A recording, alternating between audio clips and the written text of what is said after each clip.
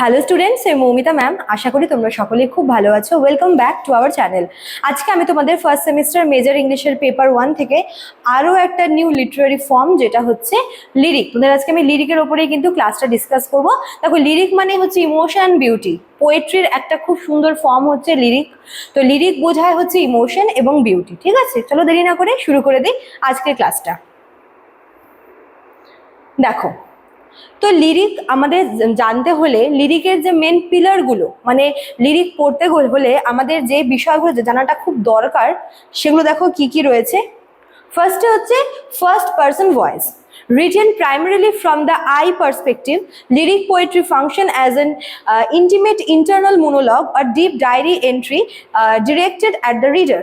Mainly এটা হচ্ছে first পার্সনে লেখা হয়ে থাকে। মনে করো আই বা মি বা মাই, মানে এখানে যে হচ্ছে পোয়েট হয়, সে এখানে তার নিজের ইমোশন, নিজের পার্সোনাল এক্সপিরিয়েন্স, নিজের থটটাকে কিন্তু এক্সপ্রেস করে কাদের কাছে, যারা রিডার তাদের কাছে। ঠিক আছে, নিজের যে ইন্টারনাল মোনোলগ, মানে এই লিরিকের মাধ্যমে পোয়েট তার নিজের মনে চলতে থাকা বা মনে বা মস্তিষ্কে চলতে থাকা ভাবনা চিন্তাগুলোকে, থটসগুলোকে কিন্তু এক্সপ্রেস করে।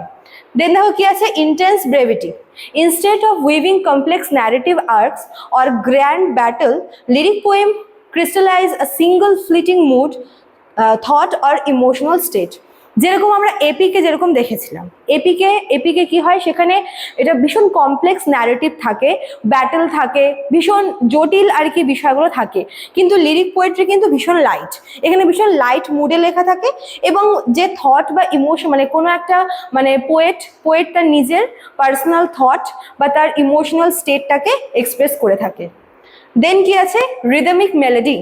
Maintain deep auditory charm through deliberate meter, structure, rhyme scheme and musical pattern inherited from its sung origin. দেখো, লিরিক যেহেতু মানে ভীষণ রিদমিক হয়, এবার মানে ভীষণ মেলোডিয়াস হয়, এক্ষেত্রে যাতে রিডাররা হচ্ছে সেটাকে খুব ভালো করে মেমোরাইজ করতে পারে, ওই জন্য কিন্তু এখানে বিভিন্ন মিটার, তারপর হচ্ছে রাইম স্কিম, এরকম ধরনের প্যাটার্ন ইউজ করা হয়, মানে রাইম প্যাটার্ন ইউজ করা হয়, যাতে পড়ার সময় একটা ছন্দ তৈরি হয় আর কি, লেখার মধ্যে মানে পোয়েট্রির মধ্যে একটা ছন্দ তৈরি হয়, আর যাতে করে রিডাররা হচ্ছে সেই পোয়েমটাকে মেমোরাইজ করে নিতে পারে খুব ইজিলি। যেরকম দেখবে আমরা গান কিন্তু লিরিক, এবার হচ্ছে গানে কি হয়, রিদম থাকে, গানের রাইম স্কিম থাকে, এর জন্য কি হয়, গান খুব ইজিলি কিন্তু আমাদের মানে মনে হয়ে যায়, আমরা হচ্ছে আমাদের মুখস্থ হয়ে যায়। ঠিক তেমনই লিরিক মানে পোয়েমের ক্ষেত্রেও কিন্তু সেম জিনিসটা হয়ে থাকে। ঠিক আছে, চলো এবার আমরা দেখব যে লিরিকের হচ্ছে বিষয়বস্তুগুলো কি, মানে লিরিকের মধ্যে কোন কোন বিষয়গুলো রয়েছে। Major form of lyric poetry. লিরিকের কিন্তু অনেকগুলো ভাগ রয়েছে। তো দেখো, লিরিকের যেটা সাবজেনার, সেটা হচ্ছে ইমোশনাল ফোকাস অ্যান্ড পারপাস। কোনো মানে ব্যক্তি, সেটা হতে পারে পোয়েট, বা পোয়েট হয়তো অন্য কারোর হয়ে নিজে ভয়েস দিচ্ছে, এক্ষেত্রে তার ইমোশনাল স্টেট বা তার পার্সোনাল যে থট, তার উপরে কিন্তু বেশি করে ফোকাস করা হয়। দেখো, লিরিকের ফার্স্ট ফর্ম হচ্ছে দ্য সনেট। ঠিক আছে, সনেট তোমরা জানোই যে 14 লাইনের আর কি পোয়েম, যেখানে কিন্তু হচ্ছে বিউটি, লাভ, মর্টালিটি, টাইম, এইগুলোকে আর কি ফোকাস করে লেখা হয়ে থাকে।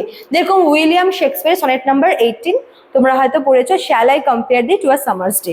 14 লাইনের পোয়েম, যেখানে সময়, সৌন্দর্য, এই সব কিছুর উপরে ফোকাস করে লেখা। দেন দেখো ওড কি, an elevated lofty meditation praising a specific object, person or concept। কোনো একটা স্পেসিফিক অবজেক্টকে, কোনো একজন স্পেসিফিক পার্সনকে বা কোনো একটা অ্যাবস্ট্রাকটিভ আইডিয়াকে হচ্ছে ডেডিকেট করে বা সেই উদ্দেশ্যে যেই পোয়েম, শর্ট পোয়েম লেখা হয়, সেটাই হচ্ছে ওড।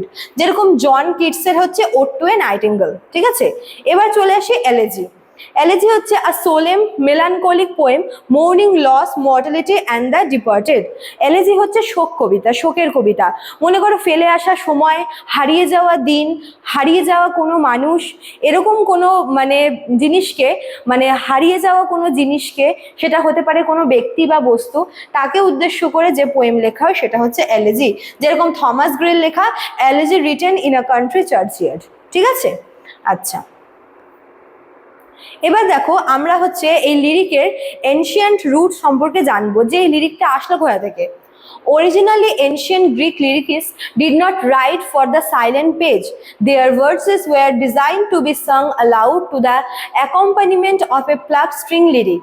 কি করা হতো মানে ইনিশিয়ালি কি হয়েছিল, এনশিয়েন্ট গ্রিকে মনে করো যে এই যে লিরিকগুলো কিন্তু কখনো রিটেন ছিল না, এগুলোকে জোরে জোরে জোরে জোরে পড়া হতো যাতে করে আর পাঁচটা মানুষ সেটাকে শুনতো আর হচ্ছে সেটাকে শুনে শুনে মনে রাখতো। ঠিক আছে। As print culture evolved, poets adapted these auditory sensibilities into structured phonetic rhythm, transitioning lyric poetry into the ultimate showcase of written human interiority. তো লিরিক পোয়েট্রি কিন্তু প্রথমে হচ্ছে রিটেন ছিল না, শুনে শুনে মানে যেরকম আমরা ছড়া যেরকম আবৃত্তি যেরকম আর কি বলি মুখে মুখে, দেখবে ছড়া শুনতে শুনতে মুখস্থ হয়ে যায়। তো লিরিক হচ্ছে তেমনই ছিল, এটা কিন্তু রেকর্ডেড ছিল না, রিটেন ছিল না। পরবর্তীকালে কিন্তু ওই যে মুখে বলা যে হচ্ছে ছড়াগুলো বা লেখাগুলো সেগুলোকে রিটেন আর কি অবস্থায় রাখা হয়, আর সেখান থেকে কিন্তু এই লিরিক পোয়েট্রিটা আসে। ঠিক আছে, চলো। তো এই ছিল তোমাদের আজকের ক্লাসটা লিরিকের উপরে। যারা ভাবছো আমাদের কাছে অ্যাডমিশন নেবে তারা আমাদের অফিসিয়াল নাম্বারে কল করে নিতে পারো। আমাদের অফিসিয়াল নাম্বার দেখো দেওয়া আছে এখানে।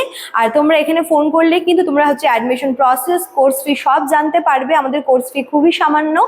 আর তোমরা চাইলে আমাদের অ্যাপ থেকেও কিন্তু পারচেস করতে পারো। আমাদের অ্যাপের নাম তোমরা এই কর্নারে এখানে তোমরা দেখতে পাচ্ছ দেওয়া রয়েছে আমাদের অ্যাপের নাম, তোমরা এখান থেকেও কিন্তু কোর্সটা পারচেস করতে পারবে। ঠিক আছে, চলো আজকে এতটুকুই থাকলো, দেখা হচ্ছে নেক্সট ক্লাসে। Thank you.